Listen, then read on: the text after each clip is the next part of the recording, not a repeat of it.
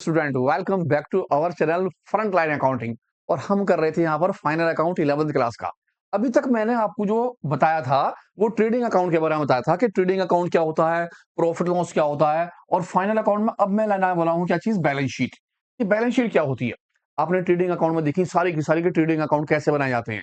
वहां मैंने आपको फॉर्मेट बताया था और फॉर्मेट के साथ साथ मैंने आपको बताया था कि ट्रेडिंग अकाउंट में ओपनिंग स्टॉक आता है, परचेज आता है, परचेज रिटर्न आती है जिसे हम कहते हैं रिटर्न आउटवर्ड, और साथ में आती है सेल सेल रिटर्न जिसे हम बोलते थे रिटर्न इनवर्ड।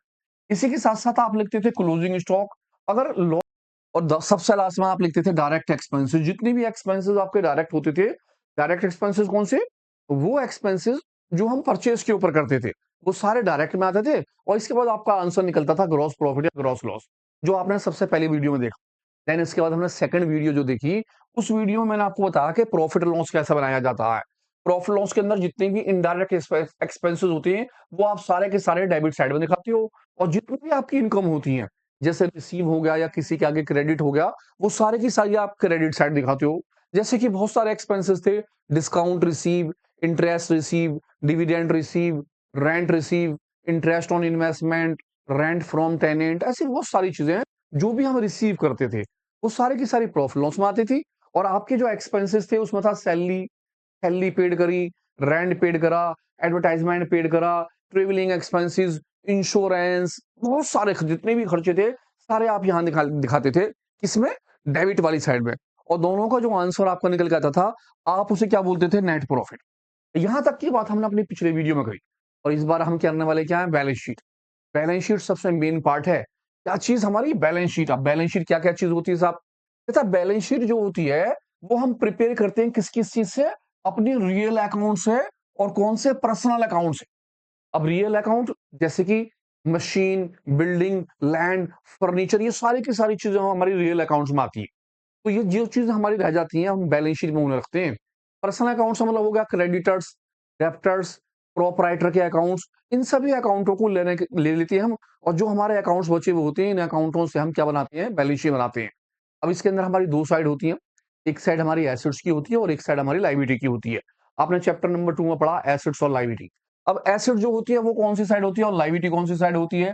अब तो हमारी लाइबिलिटी जो होती है वो हम शो करते हैं किसमें, लेफ्ट हैंड साइड पर। और हमारी जो एसेट्स होती है हम उसे शो करते हैं किसके अंदर, राइट हैंड साइड के अंदर। आपने अकाउंटिंग इक्वेशन का चैप्टर करा था, याद है जी हाँ, अकाउंटिंग इक्वेशन। जब आप अकाउंटिंग इक्वेशन के चैप्टर में थे तो वहां पर आपने बैलेंस शीट बनाई थी इस तरह से कुछ। आपके दो कॉलम थे, एक कॉलम जो था आपका लाइबिलिटी का था और एक कॉलम आपका एसेट्स का था। आप यहाँ पर नाम लिखते थे सबसे पहले फर्म का नाम XYZ, और इससे पहले आप लगाते थे मैसर्स। देन उसके बाद लिखते थे आप बैलेंस शीट, आपकी जो बैलेंस शीट है वो। और यहाँ लिखते थे एज एट 31 मार्च या फिर 31 दिसंबर, जो भी अवेलेबल हो। आप ये वाली साइड होती थी लाइबिलिटी की, आप यहाँ लिखते थे लाइबिलिटी। आपका यहाँ पर आता है अमाउंट्स, और आपका इस तरफ आ जाता है एसेट्स, और यहाँ आ जाती है अमाउंट। जो कराए अकाउंटिंग क्वेश्चन के हिसाब से है, जिसकी चैप्टर 2 में हमने थ्योरी पढ़ी थी कि एसेट्स क्या है और लाइबिलिटी क्या। वहां तो आप क्या करते थे, अकाउंटिंग क्वेश्चन में जितनी भी एसेट्स आई आप सारे के सारे एसेट्स उठा के यहाँ रख लेते थे।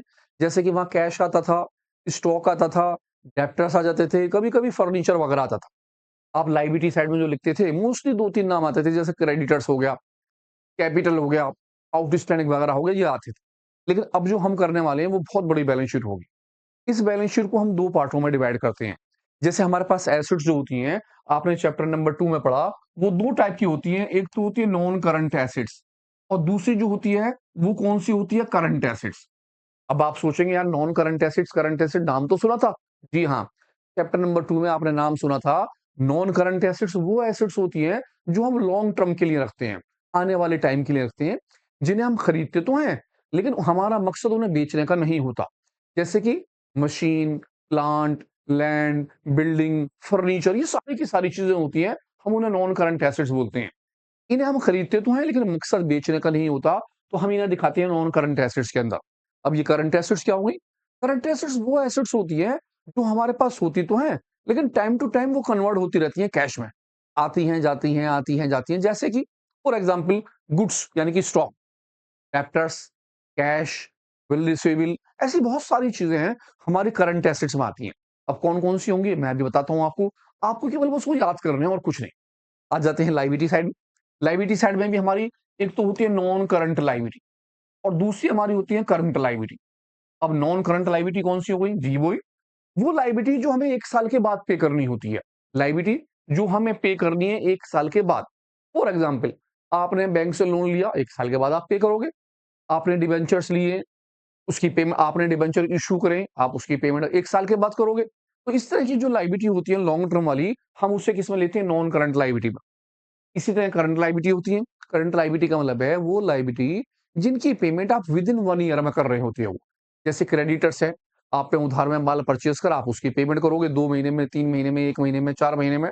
इसी तरह बिल पेबल हो गया, आउटस्टैंडिंग सैलरी हो गई, आउटस्टैंडिंग रेंट हो गया, ऐसी बहुत सारी चीज़ें हैं जो आउटस्टैंडिंग से रिलेटिव होगी। तो ये सारी की सारी चीज़ें करंट लायबिलिटी कहलाएँगी। और इसी के बाद हम नीचे लिखेंगे ओनर इक्विटी। Owner equity. अब ओनर इक्विटी क्या होगा? ओनर इक्विटी का मतलब होगा कि प्रोपराइटर जितना भी पैसा अपना बिज़नेस में लगा रहा होता है, हम उसे कैपिटल बोलते हैं। आपको पता ही है, उस कैपिटल को हम ओनर इक्विटी बोलते हैं। तो कैपिटल का पैसा लिखा जाएगा। बाय द वे अगर कोई प्रोपराइटर इसमें प्रॉफिट कर लेता है, पीछे वाले अकाउंट्स में किसमें? प्रॉफिट एंड लॉस में, या लॉस कर लेता है, तो वो प्रॉफिट या लॉस इसके अंदर प्लस या माइनस होगा। अगर प्रॉफिट है तो हम प्लस कर लेंगे और लॉस होगा तो उसमें क्या कर देंगे? माइनस। और सबसे लास्ट में अगर प्रोपराइटर कोई पर्सनल यूज़ के लिए इस्तेमाल करता है पैसा, तो हम उसे ड्राइंग बोलते हैं। हम उसे माइनस कर लेंगे और तब हमारी अमाउंट कहाँ लिखी जाएगी? बाहर लिखी जाएगी। यानी कि ये तीनों चीज़ें आपको एक साथ इंक्लूड करने के बाद बाहर लिखनी होंगी। अब एसेट्स और लायबिलिटी 2 चीज़ें हो गई।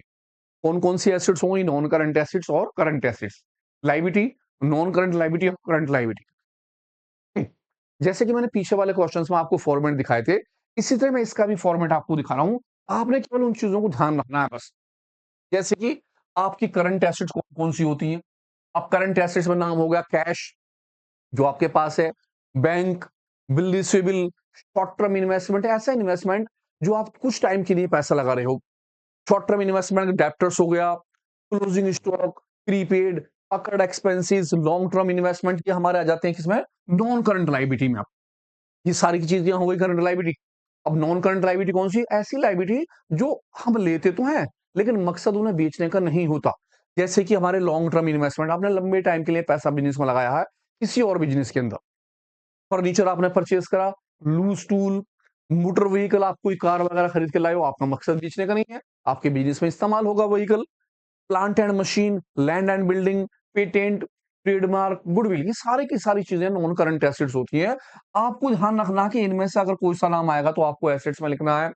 इनमें से अगर कोई सा नाम आएगा तो आपको एसेट्स में लिखना है। ये आपकी हो गई नॉन करंट एसेट्स, ये आपकी हो गई करंट एसेट्स। आप यहाँ पर हेड के अंदर भी लिख सकते हो, करंट में भी और नॉन करंट में भी। अगर आपके टीचर अलाउ करते तो आप डायरेक्ट भी लिख सकते हो मिक्स करने के बाद। नेक्स्ट आ जाते हैं हमारे पास लायबिलिटी में। लायबिलिटी में सबसे पहले करंट लायबिलिटी। अब करंट लायबिलिटी कौन-कौन सी है देखिए आप। Bank overdraft. Bank overdraft means आपके पास पैसे नहीं है, आप बैंक का पैसा यूज़ कर रहे हैं, look like a credit card. Next bill payable, bill के पैसे पे करने हैं हमें। लिमिटेड टाइम पे क्रेडिटर्स, आपने किसी से माल उधार परचेज़ करा था, उसके पैसे देने हैं। आउटस्टैंडिंग एक्सपेंसेस, कोई खर्चा था, उसे अभी आपने नहीं दिया है, रेंट हुआ, सैलरी हुआ या कोई भी चीज़ हो सकती है। अनएक्सपायर्ड हो गया, अनअर्न्ड इनकम, ऐसी कोई इनकम जो अभी तक अर्न नहीं हुई है, उसके पैसे हुए। ये सारे के सारे आपके हो गए करंट लायबिलिटी। आ जाता है non current liability. Non current liability में नाम हमारा हो गया लोन या लोन एंड एडवांस या फिर रिजर्व्स वगैरह आ जाते हैं।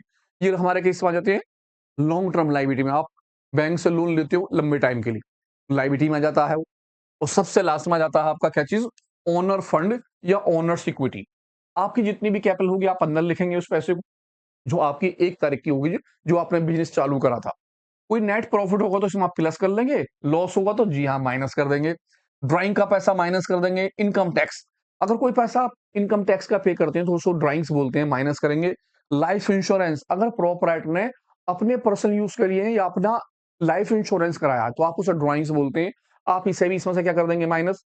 और सारे के सारे पैसे निकालने के बाद आपकी अमाउंट बाहर आ जाएगी। इसी तरह से जितनी भी अमाउंट है, सबकी अमाउंटों को आप कहाँ लिखेंगे? बाहर, जिसके नाम हो, उनके पैसे आप बाहर रखते रहिए, इन सभी के पैसे। जब आप सभी की अमाउंटों को उठाकर रख देंगे, तो आपका सेकंड काम क्या होगा? आप दोनों साइड में टोटल करेंगे। आप इसका टोटल नीचे कर देंगे और इस वाली साइड का टोटल नीचे कर देंगे। आप देखेंगे आपकी दोनों साइड का टोटल बराबर आएगा। अगर आपका दोनों साइड का टोटल बराबर आया है, मीन्स आपके जितनी भी चीज़ें थी वो आपने सही लिखी हैं और आपका क्वेश्चन ठीक है। इस तरह से हमारी बैलेंस शीट बनती है। तो सबसे पहला बैलेंस शीट का काम सबसे पहले बैलेंस शीट का काम क्या है आपको फॉर्मेट याद करना। करंट एसेट्स कौन-कौन सी हैं, नॉन करंट एसेट्स कौन-कौन सी हैं, या सारे की सारी एसेट्स आपको याद करनी होंगी। आप सारी एसेट्स एक पेज पे लिखिए और बार-बार, बार-बार ना लिखिए। सारी लायबिलिटी एक पेज पे लिख लीजिए और बार-बार बार लिखिए। क्यों? क्योंकि बस केवल आपको क्या करना है, उठाना है और उसे फिल अप करना है। एसेट्स वाले एसेट साइड में, लायबिलिटी वाले लायबिलिटी साइड में। अब आप सोच रहे होंगे भी क्वेश्चन कैसे आएगा? अगर शॉर्ट क्वेश्चंस आता है, यानी कि इंडिविजुअली बैलेंस शीट के लिए क्वेश्चन आता है, तो किस तरह से क्वेश्चन होगा? मैं आपको क्वेश्चन दिखाता हूँ, देखिए ध्यान से क्वेश्चन। कहता है from the following particulars prepare कीजिए बैलेंस शीट ऑफ 31 मार्च 2023 के अंदर in the books of Tata limited. अब टाटा लिमिटेड की हमें बैलेंस शीट बनानी है। क्या क्या इन्फॉर्मेशन है? कैपिटल 4 लाख रुपए की है, ड्राइंग्स 44,000 का है, डेप्टर्स 64,000 के हैं, क्रेडिटर्स 42 के हैं, कैश इन हैंड 70,000 का है, कैश एट बैंक 5,600 का, मशीन 1 लाख, फर्नीचर है 37,000। ये हमारा अमाउंट नहीं है इसमें, ठीक है जी। उसके बाद है नेट प्रॉफिट हमारे पास जो है कितना है, 16,600 रुपए का है, और नेट प्रॉफिट के बाद हमारे पास है जनरल रिजर्व 10,000 और क्लोजिंग स्टॉक है 1,48,000। आपको इस तरह से मिक्स करके सारे डाटा दिए होंगे। आपने ध्यान रखना है कि आपने अपना पहला फॉर्मेट बनाना है। अब फॉर्मेट कैसे बनाएँगे? आप सबसे पहले फॉर्मेट में लिखेंगे बैलेंस शीट, ऊपर फर्म का नाम लिख देंगे, एज़ एट 31 मार्च या 31 दिसंबर जो भी डेट हो। आपकी इस साइड लायबिलिटी की अमाउंट, एसेट्स और अमाउंट। सबसे पहले आप 3 नाम लिख के रख लें, कैपिटल का नाम, दूसरा नेट प्रॉफिट और तीसरा ड्राइंग। क्योंकि ये तीनों चीज़ें एक साथ पहले आनी है। बाकी जितनी भी चीज़ें होंगी सब इंडिविजुअल होंगी और आप उन्हें बाहर उठा कर रखेंगे। आपने ध्यान रखना होगा कि जब भी आपकी कैपिटल दी रखी हो तो आपको कैपिटल के पैसे अंदर लिखने हैं, प्रॉफिट के पैसे को प्लस करना है, ड्राइंग के पैसे को माइनस, तब आप अमाउंट कहाँ दिखाएँगे बाहर। ध्यान रहे कि ट्रेडिंग अकाउंट की जितनी भी आइटम हमने करे थे या प्रॉफिट लॉस का जो भी आइटम हमने करा था, अगर वो आ जाता है तो उसे नहीं लेना, क्योंकि बैलेंस शीट के अंदर ना तो ट्रेडिंग का कोई आइटम आएगा, ना ही बैलेंस शीट में प्रॉफिट एंड लॉस का कोई आइटम आएगा। कहने का मतलब ये हुआ कि मेरे पास 3 फॉर्मेट हो गए। ट्रेडिंग वाले पैसे ट्रेडिंग में आएँगे, किसी और में नहीं आने। प्रॉफिट लॉस के पैसे प्रॉफिट लॉस में आएँगे, किसी और में नहीं आने। और बैलेंस शीट में बैलेंस शीट की सारी चीज़ें। और भाई साहब सबसे आसान पता है क्या है? आप ट्रेडिंग अकाउंट का फॉर्मेट याद कर लें और बैलेंस शीट का फॉर्मेट। इसके अलावा जितने भी एक्सपेंसेस होंगे, वो सारे के सारे इनडायरेक्ट होंगे और प्रॉफिट लॉस में आएँ। तो सबसे पहले बैलेंस शीट का फॉर्मेट और ट्रेडिंग का फॉर्मेट बहुत अच्छी तरह रखना है। उसकी वजह ये है कि हमारे पास प्रॉफिट लॉस में अनलिमिटेड एक्सपेंसेस हैं, बहुत सारे। तो मैं इस क्वेश्चन को सॉल्व करता हूँ और आपको दिखाता हूँ कैसे करना है। मैं सबसे पहले अपने पीछे वाले क्वेश्चन को उठाता हूँ। मेरे पास क्वेश्चन है इस तरह से, मैंने अपना फॉर्मेट बनाया और देखता हूँ चीज़ें कहाँ-कहाँ आएँगी। सबसे पहले मेरे पास नाम है कैपिटल का। अब कैपिटल के पैसे 4 लाख थे, मैंने उठाया लायबिलिटी के अंदर 4 लाख रुपए को रख लिया। देन इसके बाद नाम आ गया मेरे पास ड्राइंग। ड्राइंग का अमाउंट भी यही है। मैंने ड्राइंग के 44,000 उठाए और ड्राइंग के आगे रख दिए, क्योंकि ये दोनों चीज़ें तीनों अंदर ही है मेरी। डेब्टर्स, डेब्टर्स मेरे क्या होते हैं? एसेट्स। मैं पहुँच गया एसेट्स वाली साइड में, मैंने नाम लिखा डेब्टर्स और डेब्टर्स के अंदर मेरी अमाउंट है 64,000। मैंने 64,000 बाहर रख डाले। यानी डेब्टर्स मेरी क्या थी? वो एसेट्स थी। क्रेडिटर्स, क्रेडिटर्स मेरे होते हैं लायबिलिटी।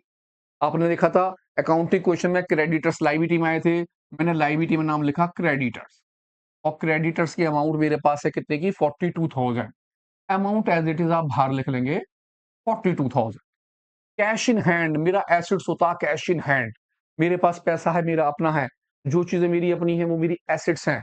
मैं यहाँ आ गया, मैंने नाम लिखा कैश इन हैंड और कैश इन हैंड की मेरी अमाउंट जो थी 70,000 रुपए की थी, मैंने एज़ इट इज़ बाहर रख ली। नेक्स्ट इसके बाद आ गया मेरे पास कैश एट बैंक, ये भी मेरी क्या होती है? एसेट्स।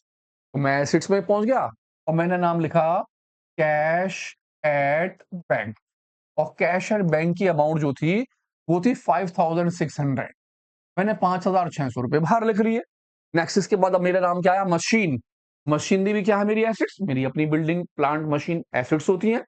एसेट्स में आ गया और नाम लिखा मशीन, मशीनरी का नाम और मशीन की अमाउंट कितने की है? 1 लाख। मैंने 1 लाख रुपए बाहर रख डाले। नेक्स्ट इसके बाद आ गया फर्नीचर। अरे भैया ये भी एसेट्स ही है फर्नीचर, इसे भी मैंने एसेट्स में ले लिया। आपने पीछे देखा फर्नीचर, हमने नाम लिखा फर्नीचर। अगर आपको सारी एसेट्सों के और लायबिलिटियों के नाम याद होंगे, यादें तो है नहीं, थोड़ी-थोड़ी सी हैं, तो आप इज़िली बस केवल फिल अप करना है। एसेट्स की चीजें एसेट्स में लिखनी है, लाइबिलिटी की चीजें लाइबिलिटी लिखनी है और कुछ नहीं करना। जैसे कि प्रॉफिट एंड लॉस। अब प्रॉफिट लॉस हमारा क्या होता है? आपने देखा प्रॉफिट लॉस यहाँ आ रहा है, नेट प्रॉफिट 16,600, मैंने लाइबिलिटी में लिख दिए 16,600 प्लस हो जाएंगे।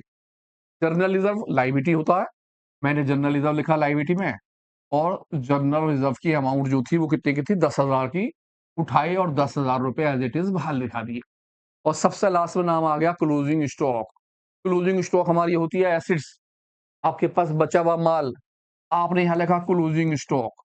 और जब मैं क्लोजिंग स्टॉक लिखूंगा तो आपके दिमाग में बात आएगी, भैया क्लोजिंग स्टॉक तो हमने ट्रेडिंग अकाउंट में भी लिखा था। जी हाँ, बिल्कुल लिखा था। आपने ट्रेडिंग अकाउंट की क्रेडिट साइड में यानी बाय में लिखा था सबसे लास्ट में क्लोजिंग स्टॉक, और आप यहाँ पर भी क्लोजिंग स्टॉक लिख रहे हैं। तो आप ध्यान रखें, केवल क्लोजिंग स्टॉक ही एक ऐसी चीज है जो 2 बार आता है। उसकी वजह ये होती है कि ये ट्रायल बैलेंस से अलग होता है। ट्रायल बैलेंस में जितनी भी आइटम होते हैं वो सब एक जगह दिखाई जाते हैं। अगर ट्रायल बैलेंस से अलग कोई चीज होती है तो वो 2 जगह जाती है, एडजस्टमेंट होती है एक तरह की वो। तो ट्रायल बैलेंस से अलग हमारा होता है क्या चीज? Closing stock. इसलिए हम उसे ट्रेडिंग अकाउंट के बाय में लिखते हैं और यहाँ पर भी लिखते हैं। अगर ट्रायल बैलेंस के अंदर होता है क्लोजिंग स्टॉक अंदर, तो फिर वो ट्रेडिंग अकाउंट में नहीं लिखा जाता, वो केवल आप बैलेंस शीट में दिखाती हैं, ट्रेडिंग अकाउंट में वो नहीं आएगा। तो इसीलिए ट्रायल बैलेंस में अगर है आपका क्लोजिंग स्टॉक तो केवल बैलेंस शीट में आएगा, और अगर एडजस्टमेंट में है 2 जगह आएगा। कहाँ कहाँ? जी, ट्रेडिंग अकाउंट के बाय में यानी क्रेडिट साइड में। और आपकी एसेट्स, सारी बातें आपकी कंप्लीट हैं। अब आपने इसका टोटल मानना है, इन तीनों का टोटल करने के बाद आपको यहाँ रख देना है और दोनों साइड का टोटल कर लेना है। तो मैं इसे थोड़ा साफ साफ कर दूं ताकि आप ध्यान से देख लें। ये लीजिए, कैपिटल के पैसे 4 लाख, नेट प्रॉफिट 16,600, ड्राइंग के पैसे कितने हो गए? 44,000, टोटल हो गया 3,72,600। क्रेडिटर्स के पैसे आ गए, जर्नल रिजर्व आ गया, debtors, cash in hand, cash at bank, machine, furniture, closing stock. अब आपने बस क्या करना है, इसका टोटल यहां करना है और इसका टोटल यहां करना है और आपका काम हो गया खत्म। देखा, बहुत आसान। बैलेंस शीट बहुत इजी है। आपको याद रखना है, चैप्टर नंबर 2 में एसेट्स लायबिलिटी कौन कौन सी थी। एसेट्स को एसेट साइड में लिख देंगे उठा के, लायबिलिटी को लायबिलिटी साइड में लिख देंगे। उम्मीद करता हूं आपकी समझ में आई होगी बात। अब हम एक क्वेश्चन आपको देते हैं, देखते हैं आप कैसे करते हैं। पहला वाला फॉर्मेट ध्यान से देखिएगा और इसी के साथ देखिए एक ये क्वेश्चन आपके लिए क्या कहते हैं। From the following particular prepare कीजिए बैलेंस शीट 31 मार्च के अंदर in the books of Ajay. Ajay भाई साहब की एक कंपनी है, उसकी बैलेंस शीट आपको बनानी है। मैं पढ़ना स्टार्ट करता हूँ। कैश इन हैंड, अब सोचिए एसेट्स है या लायबिलिटी, तो मैं पढ़ देता हूँ एक बार, फिर आप ध्यान से खुद देखिएगा। कैश इन हैंड आपका क्या होता है? एसेट्स। कैश इन हैंड आप एसेट्स में लिख देंगे। इन्वेस्टमेंट, जी हाँ, ये भी एसेट्स होता है। Bill pay bill, bill pay bill के पैसे पे कर रहे हैं, जी हाँ, लायबिलिटी हो गया। नेट प्रॉफिट, अब नेट प्रॉफिट कैपिटल में प्लस होता है। गुडविल, गुडविल एसेट्स होती है। कैपिटल, आप कहेंगे जी कैपिटल तो लायबिलिटी में आती है, सबसे पहले हम उसे लिखते हैं, जी बिल्कुल। सन्ड्री डेप्टर्स एसेट्स होते हैं, डेप्टर्स जिन्हें हम उधार में माल बेचते हैं। लैंड और बिल्डिंग हमारी अपनी होती है और ये चीज क्या होती है? एसेट्स। क्रेडिटर्स, मैंने उधार में कोई माल परचेज करा था, उसके पैसे पे करने, मेरे ऊपर लायबिलिटी हो गया, लायबिलिटी में आते हैं। प्लांट एंड मशीन आपकी अपनी होती हैं, एसेट्स हो गई, एसेट्स में जाएंगी। नॉन करंट एसेट्स होती हैं। क्लोजिंग स्टॉक आपका अपना है माल, क्लोजिंग स्टॉक एसेट्स हो गया। ड्राइंग्स, आप कहेंगे ड्राइंग्स तो कैपिटल में से माइनस होता था, जी कैपिटल में से ड्राइंग्स को और प्रॉफिट को, एक तो आप क्या लेंगे? प्रॉफिट, एक क्या लेंगे आप? कैपिटल, और एक क्या चीज ले लेंगे? ड्राइंग्स। इन तीनों को करेंगे, कैपिटल के अंदर प्रॉफिट प्लस करेंगे और ड्राइंग क्या कर देंगे? माइनस। बिल से बिल एसेट्स होते हैं। प्रोविजन फॉर बैड डेट, अब प्रोविजन फॉर बैड डेट के दो कंडीशन है, आप इसके दो तरीके कर सकते हैं। नंबर एक तो आपके पास जो डेप्टर्स दे रखे होंगे उन डेप्टर्स में से आप प्रोविजन को माइनस कर सकते हैं, आप प्रोविजन को लिख लें आप, और ये चीज आप किस साइड में लिखते हैं? एसेट्स में, क्योंकि आपके डेप्टर्स एसेट्स होते हैं। आप एसेट्स में डेप्टर्स की अमाउंट को उठा के यहां रखें, जो भी आपकी अमाउंट दे रखी है उसमें से प्रोविजन के पैसे को माइनस कर लें और जो भी आपका अमाउंट आएगा उस अमाउंट को आप बाहर दिखा दें सीधे। एक तो तरीका यह है। दूसरी चीज यह है कि आप लायबिलिटी के अंदर लिख दें प्रोविजन का पैसा। किसका पैसा? प्रोविजन का अमाउंट उठा के। और एसेट साइड में आपके जो डेप्टर्स थे आप एज इट इज डेप्टर्स के पैसे दिखा दें, कोई चीज माइनस माइनस ना करें। तो दोनों तरीके आप जो तरीके से करना चाहें हमको रहे, दोनों तरीके वैलिड है। डेब्टर्स में से माइनस भी कर सकते हैं और प्रोविजन को लायबिलिटी में भी दिखा सकते हैं। आपने चैप्टर करा प्रोविजन रिजर्व, आपने वहां देखा था provision as a liability, liability होती है, इसे हमारे हम उसे लायबिलिटी में दिखा सकते हैं। डेब्टर्स में क्यों दिखाते हैं? क्योंकि प्रोविजन का मतलब हुआ इतने पैसे मरने की उम्मीद है, तो आप डेब्टर्स में से उन पैसों को माइनस करके भी दिखा सकते हैं। तो क्लियर है पॉइंट? ये वाला पॉइंट अच्छा सा रहा, आप ध्यान से देखेंगे। नेक्स्ट फर्नीचर आपका क्या हो जाता है? एसिड्स। एसिड्स में लिख देंगे बैंक आपका हो गया एसिड्स, और सबसे लास्ट में loan from bank, loan liability हो गया आपके।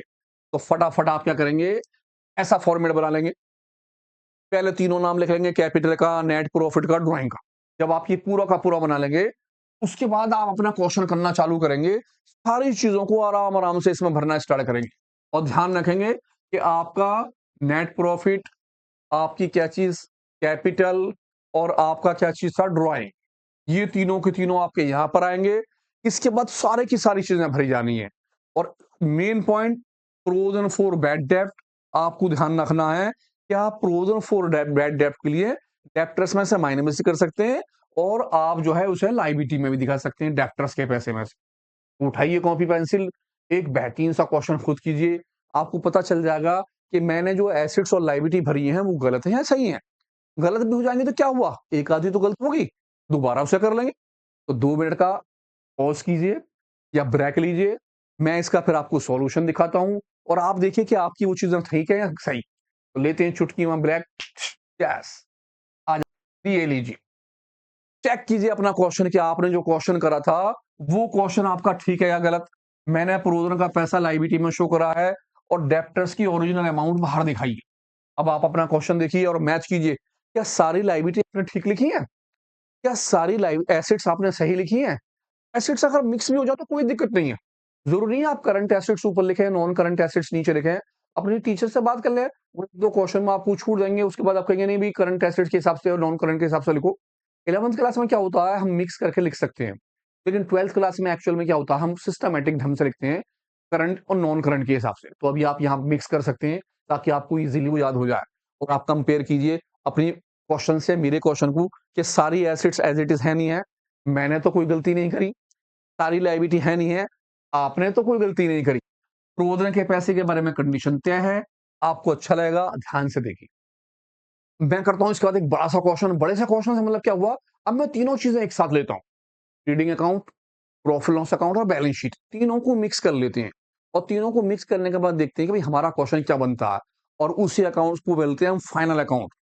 जब आप एक पेज पे ट्रेडिंग और प्रॉफिट लॉस बनाते हैं और उसके नीचे बनाते हैं बैलेंस शीट, आपका कंप्लीट क्वेश्चन वो होता है। हमने ये सारी चीजें क्यों सीखी है, ताकि हम इंडिविजुअली इन चीजों को सीख लें। तो स्टार्ट करता हूँ एक बड़ा क्वेश्चन, ध्यान से उस क्वेश्चन को देखिए ताकि आपको अच्छी तरह समझ में आए कि होगा क्या। और क्वेश्चन करने से पहले आपको फॉर्मेट बनाना पड़ेगा। फॉर्मेट, जी हाँ, तीनों का फॉर्मेट एक साथ। जैसे कि ट्रेडिंग अकाउंट का सबसे पहला फॉर्मेट, और कुछ चीजें जो चुनिंदा है आप उन्हें पहले उठा के रख लेंगे। जैसे कि आप यहाँ लिखेंगे सबसे पहले trading and profit loss account for the year ended, ये पूरा का पूरा आपका एक पेज पे बनेगा। आप 1/4 के ऊपर पहला वाला बना लेंगे, जो हमारा ट्रेडिंग अकाउंट कहलाएगा, और नीचे जो बना लेंगे वो कौन सा बना लेंगे, प्रॉफिट लॉस। आप ट्रेडिंग अकाउंट में क्या-क्या बातें लिखेंगे, लिखेंगे पर्टिकुलर अमाउंट्स, पर्टिकुलर और अमाउंट। सबसे पहले ओपनिंग स्टॉक लिख लेंगे, परचेज, परचेज रिटर्न, और आप देख लेंगे कि आपको रिटर्न आउटवर्ड लिखना है या पर लिखना है परचेज रिटर्न। ध्यान रखना है परचेज रिटर्न का मतलब ही रिटर्न आउटवर्ड है। आप दोनों में से कोई सा एक नाम लिख के रख लीजिए। इसके बाद आपके आएंगे डायरेक्ट एक्सपेंसेस, उस तरफ आप लिखेंगे सबसे पहले सेल, फिर सेल रिटर्न, और यह नाम लिख लेंगे आप रिटर्न इनवर्ड, जो आपको ठीक लगा आप वो नाम लिख सकते हैं। और नीचे लिख लेंगे क्लोजिंग स्टॉक। हमें ध्यान रखना होगा कि ओपनिंग स्टॉक की अमाउंट हम बाहर रखेंगे, परचेज की अमाउंट अंदर लिखेंगे, परचेज रिटर्न का पैसा इसमें से क्या कर देंगे माइनस, सब अमाउंट हमारी कहाँ जाएगी, बाहर। डायरेक्ट एक्सपेंसेस के जो भी नाम आएंगे उनकी अमाउंटों को हम यहाँ लिखते रहेंगे। कौन कौन से नाम, वही नाम जो हमने ट्रेडिंग अकाउंट के अंदर करे थे। सेल, आपको सेल की अमाउंट अंदर रखनी है, रिटर्न के पैसे माइनस करने हैं, तब आपकी अमाउंट बाहर जाएगी। क्लोजिंग स्टॉक के सीधे पैसे बाहर। जब आप इन सब चीजों को भर लेंगे, तो आप इसका जो आंसर निकालेंगे वो आपका क्या कहलाएगा, ग्रॉस प्रॉफिट। कैसे निकालेंगे, जी बिल्कुल पहले की तरह, आप इस टोटल को नीचे रखेंगे, यही टोटल आपका यहाँ आ जाएगा। इस टोटल में से आप ऊपर की सारी चीज माइनस कर लेंगे, तो आपका जो आंसर निकल के आएगा वो क्या कहलाएगा, ग्रॉस प्रॉफिट, जैसे कि हमने पहले बनाया था। अब ट्रेडिंग अकाउंट के जस्ट फौरन नीचे ही आपका बनेगा प्रॉफिट एंड लॉस। आप ऐसे लाइन ड्रॉ कर लेंगे बीच में, इसी के आधे पेज पर, और जो आपका आंसर यहाँ पर निकल कर आया है किस चीज का, ग्रॉस प्रॉफिट का, इस आंसर को उठाकर आप यहाँ रख लेंगे ग्रॉस प्रॉफिट। इस बार आपको ग्रॉस प्रॉफिट दिया नहीं होगा, आपको ट्रेडिंग अकाउंट का जो आंसर होगा उसे उठाकर यहाँ रखना होगा। तो ये केवल फॉर्मेट है, आप फॉर्मेट बनाकर रख लेंगे और डायरेक्ट एक्सपेंसेस के लिए कम से कम 4 या 5 लाइन छोड़ लेंगे। उसके बाद फिर आप नीचे आ जाएंगे, नीचे का सारा पेज आपका काम आएगा और आप यहाँ लिखेंगे इनडायरेक्ट एक्सपेंसेस। कौन कौन से, सैलरी वगैरह, रेंट वगैरह, जितने भी आपके इनडायरेक्ट एक्सपेंसेस थे, आप सारे के सारे एक्सपेंसेस यहाँ लिखते चले जाएंगे। और अगर किसी के आगे लिखा है रिसीव या किसी के आगे लिखा हो सी आर क्रेडिट, तो आप कहाँ लिखेंगे, उसे इनकम में लिख देंगे। जब आप सारे के सारी अमाउंट भर लेंगे अपनी इनडायरेक्ट एक्सपेंसेस की और इनकम की, तो आप कंपेयर करेंगे दोनों में से कौन सा टोटल ज्यादा है। बाय द वे इधर का टोटल ज्यादा आया तो आप लाइन खींच देंगे दोनों साइड में और इस टोटल को नीचे कर देंगे, यही टोटल आपका यहाँ आ जाएगा। और ऊपर का आप माइनस कर देंगे, माइनस करने का जो आंसर निकल के आएगा, अब वो आपका आंसर क्या लाएगा, जी हाँ, नेट प्रॉफिट। अब ये आपका आंसर नेट प्रॉफिट हो गया। इस तरह से आपके दोनों अकाउंट्स एक ही पेज पर बनेंगे। पहला वाला अकाउंट ट्रेडिंग अकाउंट, जब इसकी तीनों बातें लिख लेंगे तो 5 लाइन छोड़ने के बाद आप इसे बंद कर देंगे, क्योंकि एक्सपेंसेस 5 और 6 से ज्यादा नहीं आते। डायरेक्ट एक्सपेंसेस जो होती हैं, इनडायरेक्ट जो होती हैं वो बहुत सारे होती हैं। अब नीचे का जो सारा पेज होगा वो इनडायरेक्ट एक्सपेंसेस के लिए होगा। ग्रॉस प्रॉफिट यहाँ रख के छोड़ देंगे, क्योंकि जो आंसर निकल के आएगा आप उसे यहाँ कन्वर्ट करेंगे। और आपका ये पूरा का पूरा पेज किसके लिए बनेगा, ट्रेडिंग और प्रॉफिट लॉस के लिए। जब आपका ये पेज बन जाएगा तो आप नेक्स्ट पेज पे आएंगे। सबसे पहले लिखेंगे मेथड्स, जो भी आपकी फर्म है उसका नाम लिख लेंगे। बैलेंस शीट एज एट 31 मार्च, लाइबिलिटी अमाउंट, एसेट्स अमाउंट। यहाँ पर आप ये 3 नाम सबसे पहले लिखेंगे। कैपिटल का नाम, नेट प्रॉफिट और ड्रॉइंग। 99% नेट प्रॉफिट निकलते हैं, कभी कभी लॉस आ जाते हैं, तो हम ध्यान रखेंगे अगर लॉस होगा तो हम माइनस कर लेंगे। क्लोजिंग स्टॉक, क्लोजिंग स्टॉक दोनों जगह जाता है, इस बारे मैंने क्लोजिंग स्टॉक पहले से लिख दिया ताकि फिक्स रहे। अब मैं क्या करूंगा, मेरा जो आंसर निकल के आएगा ये वाला किस चीज का, नेट प्रॉफिट का, ये आंसर मेरा उठाकर इस जगह लिखा जाएगा नेट प्रॉफिट में। आप सबसे पहले कैपिटल की अमाउंट को लिख लेंगे, नेट प्रॉफिट का पैसा यहाँ लिखेंगे, कौन सा वाला अमाउंट, ये जो आपका आंसर निकल कर आया, आपका यह आंसर नेट प्रॉफिट में चला जाएगा। ड्राइंग के पैसे को आप इसमें से माइनस कर लेंगे और आपका जो अमाउंट आएगा बाहर लिख देंगे। इसके बाद जितनी भी लाइबिलिटी आपकी होंगी उन लाइबिलिटियों के नाम लिखिए, सीधे पैसे बाहर, जो भी हमने लाइबिलिटी करी है उनमें से कोई सी भी लाइबिलिटी अगर आई। इसी तरह जो भी एसेट्स आएंगी आप सभी एसेट्सों के पैसे बाहर लिखते चले जाएंगे, जो भी एसेट्स आएंगी। और देखेंगे भैया दोनों साइड में आप टोटल कर देंगे, इसका टोटल यहाँ और इसका यहाँ टोटल, आपके दोनों टोटल क्या आएंगे, बराबर। इसके लिए वो आपको ध्यान क्या रखना पड़ेगा, अब वो आपको मिक्स क्वेश्चन देगा। मिक्स क्वेश्चन से मतलब है कि एक क्वेश्चन में ट्रायल बैलेंस बना देगा या आपको अलग अलग अमाउंट लिख के दे देगा। ट्रेडिंग अकाउंट के आइटम भी उसमें होंगे, प्रॉफिट लॉस के आइटम भी उसमें होंगे और बैलेंस शीट के आइटम भी उसमें होंगे। आपको आराम आराम से छांटने हैं कि ट्रेडिंग वाली बात है मैं ट्रेडिंग में लिख दूं, प्रॉफिट लॉस की बात है मैं प्रॉफिट लॉस में लिख लूं, और जो मेरी एसेट्स है मैं एसेट्स में लिख दूं और लाइबिलिटी लाइबिलिटी में। तो इसके लिए आपके पास दो अकाउंट्स बहुत अच्छे होने चाहिए। आपको ट्रेडिंग अकाउंट बहुत अच्छी तरह से है और ट्रेडिंग के खास तौर पर डायरेक्ट एक्सपेंसेस याद होने चाहिए, एसेट्स और लाइबिलिटी ये पॉइंट याद होने चाहिए। इसके बाद जितने भी आपके पॉइंट बचेंगे मोस्टली वो सारे के सारे किसमें आ जाएंगे, डायरेक्ट एक्सपेंसेस में। तो एक पेज पर ध्यान से डायरेक्ट एक्सपेंसेस नोट कर लीजिए, एसेट्स लाइबिलिटी को नोट कर लीजिए। मैं क्वेश्चन पढ़ाता हूँ, छोटा सा क्वेश्चन, ताकि आप समझ जाएं कि प्रोसीजर क्या है। उसके बाद हम अच्छे अच्छे से क्वेश्चन को रीड कराएंगे और देखेंगे कि आप कैसे करते हैं, आप किस तरह से भरेंगे। बहुत आसान है, बस आपको ये फॉर्मेट बनाना है, ये ध्यान रखिए। फॉर्मेट में क्या है कि जितनी बातें मैंने लिखी हैं, ये 3 बातें सबसे ऊपर आनी आनी है, ये 3 बातें अपनी जगह फिक्स है, आनी आनी है। इसी तरह ये 3 बातें अपनी जगह फिक्स है और एक ये बात, ये 10 पॉइंट तो आपके हर हालत में आने हैं। अब रहते हैं डायरेक्ट और इनडायरेक्ट एक्सपेंसेस, आपको देखने हैं। एसेट्स और लायबिलिटी भरनी है, तो 2 पेज ले लीजिए, ध्यान से भरिए। मैं क्वेश्चन पढ़ाता हूँ, देखिए क्वेश्चन में किस तरह से आइटम होंगे आपके पास, क्या आइटम होंगे। कहता given the following trial balance, आपको ट्रायल बैलेंस दे रखा होगा। ट्रायल बैलेंस का मतलब है कि उसने सारे बैलेंस आपको निकाल कर दे दिए हैं। वो कहता है मिस्टर गोपाल ब्रदर्स हैं, 31 मार्च 2023 के अंदर आप प्रिपेयर कीजिए trading account, profit and loss account, और आपको क्या बनानी है, बैलेंस शीट। तीनों चीजें हमें बनानी है यहाँ से। अब मैं यहाँ से छाटूंगा कि भाई कौन कौन से पॉइंट मेरे किस में जाएंगे। एसेट्स में कौन सा वाला पॉइंट आएगा, लाइबिलिटी में कौन सा पॉइंट आएगा, ट्रेडिंग में कौन सा, प्रॉफिट लॉस में कौन सा। सबसे पहले रेंट, आप ध्यान रखिए कि रेंट आपका कहा जाता है, जी हाँ, प्रॉफिट लॉस के अंदर। स्टेशनरी, जी हाँ, इनडायरेक्ट एक्सपेंसेस है, प्रॉफिट लॉस में आएगा। सैलरी, ये भी इनडायरेक्ट एक्सपेंसेस है, प्रॉफिट लॉस। परचेज, ये तो आपकी आ गई ट्रेडिंग अकाउंट में परचेज रिटर्न। डेप्टर्स आपके हो गए एसेट्स, कैरेज आउटवर्ड हो गया प्रॉफिट एंड लॉस के अंदर। इनडायरेक्ट एक्सपेंसेस था आउटवर्ड जाने के ऊपर खर्चा। बैंक आपकी एसेट्स हो गई, क्रेडिटर्स आपके लायबिलिटी हो गए। एडवर्टाइजिंग आपका प्रॉफिट लॉस यानी कि इनडायरेक्ट एक्सपेंसेस हो गया। आपने अपने माल को बेचने के लिए एडवर्टाइजमेंट करा। कैपिटल आपकी लायबिलिटी में आ जाती है। मशीन आपकी एसेट्स है, आपकी अपनी चीज है वो। सेल ट्रेडिंग अकाउंट के अंदर आ जाती है सेल। परचेज ट्रेडिंग अकाउंट में आती है। सेल रिटर्न आप किसमें लिखते हो? ट्रेडिंग अकाउंट में सेल में से माइनस कर देते हो। स्टॉक 1 अप्रैल का है तो ट्रेडिंग अकाउंट में आ गया आपका ओपनिंग स्टॉक। ड्राइंग लायबिलिटी में आ गया। वेजेस डायरेक्ट एक्सपेंसेस है, इसमें आया ट्रेडिंग अकाउंट में। कार्टेज कैरेज होगा, ये कैरेज इनवर्ड। कैरेज इनवर्ड अगर इनवर्ड है तो ट्रेडिंग अकाउंट में आया। आ जाते हैं क्लोजिंग स्टॉक के ऊपर। क्लोजिंग स्टॉक ट्रेडिंग अकाउंट में प्लस एसिड्स, दो जगह जाना है क्लोजिंग स्टॉक। ठीक है ना जी? बस आपको सीरियल वाइज चीजें उठानी है। ये तो मैंने थोड़े से आइटम लिए। आपके क्वेश्चन में बहुत सारे आइटम होंगे, मैंने इसे हमारे थोड़े से ताकि मैं आपको एक क्वेश्चन करके दिखा सकूं कि इजीली क्वेश्चन कैसे होगा। फिर मैं आपको आइटम पढ़वाऊंगा, आप ध्यान से देखिएगा कौन कौन से कहाँ जाएंगे। केवल पढ़ने पढ़ने में क्वेश्चन खत्म हो जाएगा भाई साहब, जवाब ही ना है क्वेश्चन का आप ये कहोगे। देखते हैं, छोटा सा क्वेश्चन स्टार्ट करते हैं, किस तरह से हम क्वेश्चन करेंगे।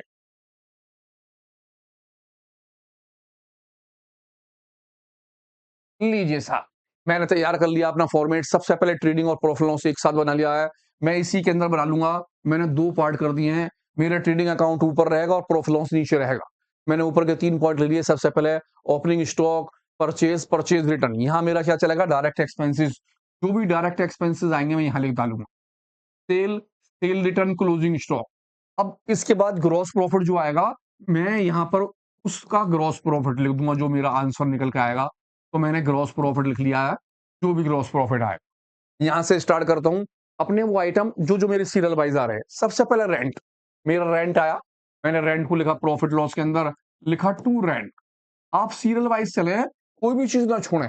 रेंट के 5,000 रुपए आपके बाहर आ गए। उसके बाद आ गया स्टेशनरी, आपका स्टेशनरी भी प्रॉफिट लॉस में आता है। आपने लिखा स्टेशनरी, आपने स्टेशनरी की अमाउंट ली और स्टेशनरी की अमाउंट कितनी की? 2,000 रुपए हमने बाहर लिख डाली। स्टेशनरी के बाद आ गया सैलरी, ये भी इनडायरेक्ट एक्सपेंसेस था। मैंने लिखा सैलरी, और सैलरी की जो अमाउंट है मेरे पास 6,000 रुपए है, मैंने 6,000 रुपए को बाहर उठा के रख दिया। इसके बाद आ गया परचेज रिटर्न। परचेज रिटर्न तो मैंने परचेज के नीचे लिखा परचेज रिटर्न के 500 रुपीज लिख दिए। इसके बाद आया डेप्टर्स, मेरा एसेट्स है, मैंने अभी छोड़ दिया डेप्टर्स। एसेट्स है, मैं बैलेंस शीट बनाऊंगा तो वहां इस्तेमाल कर लूंगा। कैरेज आउटवर्ड, अब क्योंकि कैरेज में आउट है तो इसी हमारा आ गया प्रॉफिट लॉस में, लिखा कैरेज आउटवर्ड। क्योंकि इनवर्ड होता तो मैं ट्रेडिंग में लिखता, आउटवर्ड की वजह से प्रॉफिट लॉस में लिख दिया। मैंने 2,000 रुपए उठाकर यहां रख डाले। आ जाते हैं बैंक, बैंक मेरा एसेट्स होता है, मैंने छोड़ दिया, मैं एसेट्स में इसे लिख लूंगा आराम से। क्रेडिटर्स मेरे लाइबिलिटी होते हैं, मैं उसे लाइबिलिटी साइड में लिख दूंगा। एडवर्टाइजमेंट आता है इनडायरेक्ट एक्सपेंसेस, मैं आ गया यहाँ पर टू एडवर्टाइजमेंट। एडवर्टाइजमेंट और एडवर्टाइजमेंट की अमाउंट मैंने लिख दी 5,000 रुपए की। आपने बस ये ध्यान रखना कि डायरेक्ट ऊपर लिखने हैं और इनडायरेक्ट नीचे। एसेट्स उधर और लाइबिलिटी उधर, बस ये करना है। देखिए कैपिटल, मैं कैपिटल लाइबिलिटी में लिख दूंगा, मैंने इस बार छोड़ दिया। मशीन एसेट्स है, मैंने छोड़ दिया। सेल, सेल के 8,200, मैं आ गया ये रही भैया सेल मेरी, मैंने इधर लिखा 8,200। अंदर इसीलिए लिखा क्योंकि रिटर्न माइनस करनी पड़ेगी मुझे। मैं आ गया इसके बाद अगला नाम मेरा क्या हो गया? परचेस का 40,000। मैंने परचेस के नीचे अमाउंट ली और 40,000 रुपए उठाकर यहाँ पर रख डाले। और मेरे पास आ गया सेल्स रिटर्न के 1,000। सेल ये रही, सेल रिटर्न के नीचे आ गया 1,000। आपको ध्यान रखना पड़ेगा, कभी कभी सेल्स रिटर्न का नाम कह देते हैं रिटर्न, जी हाँ इनवर्ड। ऐसे परचेस रिटर्न का नाम दे देते हैं रिटर्न आउटवर्ड। तो आप ध्यान रखिएगा कि रिटर्न इनवर्ड या रिटर्न आउटवर्ड हो तो कैसे लिखेंगे उसे। मोस्टली वो नाम आते हैं। यहां तक की बात भर दी है। स्टॉक आया है 1 अप्रैल का, 1 अप्रैल का स्टॉक है तो ओपनिंग स्टॉक हो गया 1 अप्रैल का है, इसीलिए मैंने 10,000 रुपए डायरेक्ट लिख दिए बाहर। और लास्ट में मेरे पास आ गया क्या चीज? ड्राइंग। ड्राइंग मेरे हो गया लाइबिलिटी में, छोड़ दूंगा वेजेस। वेजेस मेरा होता है डायरेक्ट एक्सपेंसेस, मैंने नाम लिखा वेजेस। वेजेस, कैरेज, फ्यूल, आपको याद है वो सारे के सारे डायरेक्ट में थे, हमने यहाँ लिख डाला। कैरेज इनवर्ड, इनवर्ड आउटवर्ड आया था प्रॉफिट लॉस में, कैरेज इनवर्ड आ गया ट्रेडिंग अकाउंट में। कैरेज इनवर्ड, इनवर्ड मीन्स माल के आने पे खर्चा करा। ₹700 आपके यहाँ आ गए। और सबसे लास्ट में आपका हो जाता है क्या चीज़? Closing stock. क्लोजिंग स्टॉक की कीमत हो गई 25,000। मैं 25,000 को लिख देता हूँ बाहर क्लोजिंग स्टॉक के अंदर। और यही 25,000 कहाँ जाएँगे? जी हाँ, एसेट्स में। तो बैलेंस शीट अभी थोड़ी देर में बनाता हूँ। इससे पहले मैं इन दोनों चीज़ों को देख लेता हूँ। तो मैंने क्या करना है, इन सब चीज़ों को भरना है एक साथ। जो नाम जहाँ आता रहेगा, आप उसको वहाँ भरते रहेंगे। जैसे डेब्टर्स के, बैंक के मैंने छोड़ दिए, तो जब हम बैलेंस शीट बनाएँगे तो डेब्टर्स के, बैंक के वहाँ भरते रहेंगे हाथ के हाथ। अभी हमने क्या करा, ट्रेडिंग अकाउंट के सारे पॉइंट भर डाले। मेरी ट्रेडिंग की सब चीज़ें आ गई, प्रॉफिट लॉस की सारी चीज़ें आ गई। एसेट्स लायबिलिटी मेरी छूटी हुई है, मैं उसे एसेट्स लायबिलिटी को अभी थोड़ी देर में लिखूँगा, इसकी टोटलिंग कर लेता हूँ पहले मैं। मैंने देखा 40,000 में से मैं अगर माइनस कर लेता हूँ ₹500, तो मेरे कितने आते हैं? वो आते हैं साहब 39,500 रुपीज़ बाहर। इसी 82,000 से 1,000 माइनस के मेरा अमाउंट आ गया 81,000 रुपीज़। अब मैं देखूँगा मेरा दोनों साइड में किसका टोटल ज़्यादा है, जब सब चीज़ें भर जाएँगी। तो मैंने देखा उधर का टोटल था मेरा 81,000 और 25,000, इधर का है 39 और 10, इसका मतलब वो वाला साइड का टोटल ज़्यादा है। तो मैं सबसे पहले उन दोनों का टोटल कर लेता हूँ। मैंने ट्रेडिंग का आंसर निकाला, सबसे पहले टोटल करा मैंने किस चीज़ का? इन दोनों का। अमाउंट आया 000 और 5 और 1 6 और 10, 1,06,000।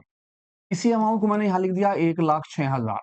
अब 1,06,000 से मैं ऊपर के तीनों के तीनों इन्हें प्लस कर लेता हूँ, माइनस करने हैं मुझे, और मेरा जो आंसर निकल के आएगा, मैं इसे बोलूंगा ग्रॉस प्रॉफिट।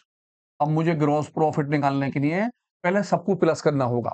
मैं प्लस कर लेता हूँ 000, ये अमाउंट आ गई। ऐसे इन सबका आ गया मेरा 0। आ गया जी कितना? 7 और 5, 7 दूनी 15, 15 और 5 20 की, एक 0 हो गई, एक हो गया, एक 0 हो गया जी, 4 और 1 5, मेरे ये बैठे 50,000। अब मैंने 50,000 में से अपने 1,06,000 को क्या कर दिया? माइनस। 1,06,000 में से ऊपर के सारे 50,000 माइनस कर दिए, और मेरा आंसर निकल के आया कितने का? 56,000। इसका मतलब हुआ कि मेरा ग्रॉस प्रॉफिट निकला 56,000। आप आराम से क्या करेंगे? डेबिट साइड में से क्रेडिट साइड को माइनस कर लेंगे।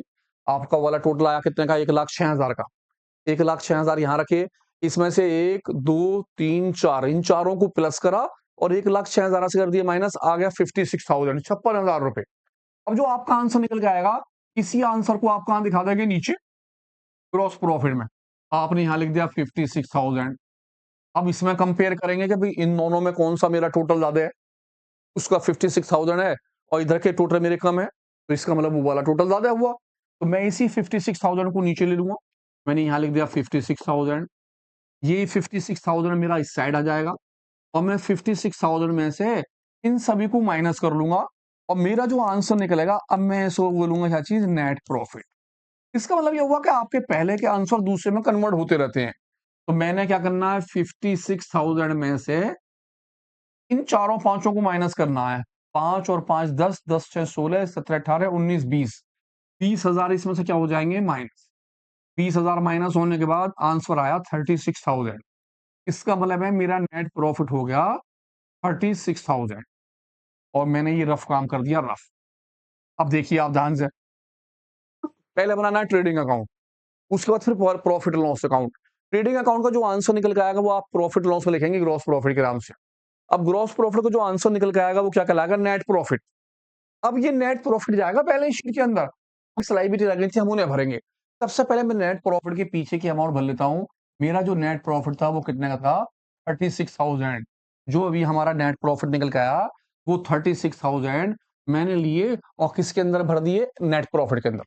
अब मैं देखता हूँ कौन-कौन सी एसेट्स लायबिलिटी मेरी छूट गई थी, मैं उन्हें भर लेता हूँ। सबसे पहले मैं आ गया डेब्टर्स। डेब्टर्स मेरे एसेट्स हैं। मैं एसेट साइड में गया और मैंने नाम लिखा डेब्टर्स, और डेब्टर्स की अमाउंट जो है 30,000 रुपए की मैंने भर दी। आप जब पूरा क्वेश्चन करेंगे तो लगातार भर लेंगे उसे। उसका नाम आ गया बैंक।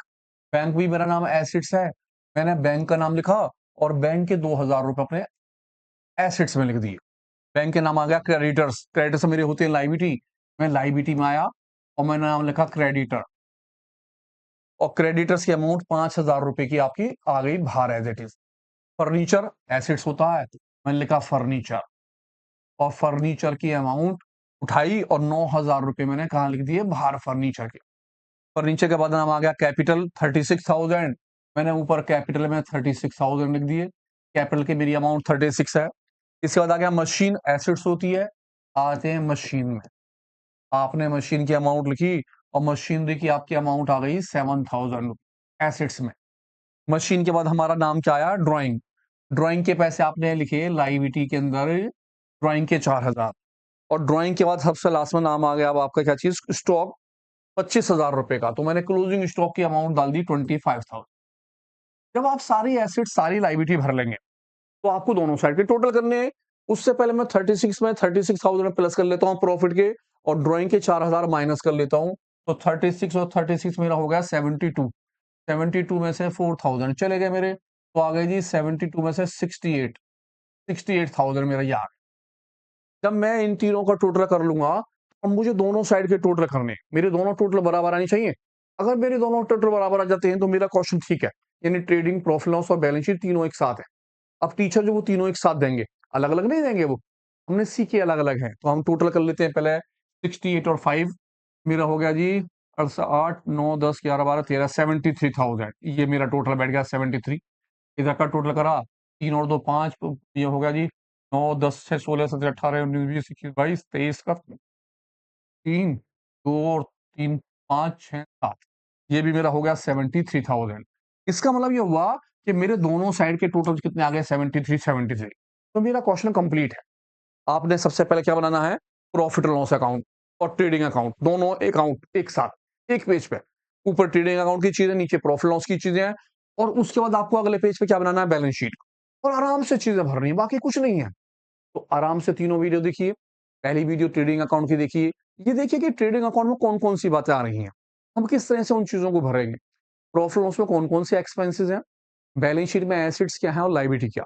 जब आप इन सब चीजों को समझ लेंगे तो आराम से आपको दो बातें ध्यान रखनी है, ट्रेडिंग अकाउंट के पॉइंट और एसेट्स और लाइबिलिटी के। बाकी जितने भी हैं नॉन कैश, आप बाकी जितने भी आपके क्या है वो एक्सपेंसेस हैं, इनडायरेक्ट एक्सपेंसेस।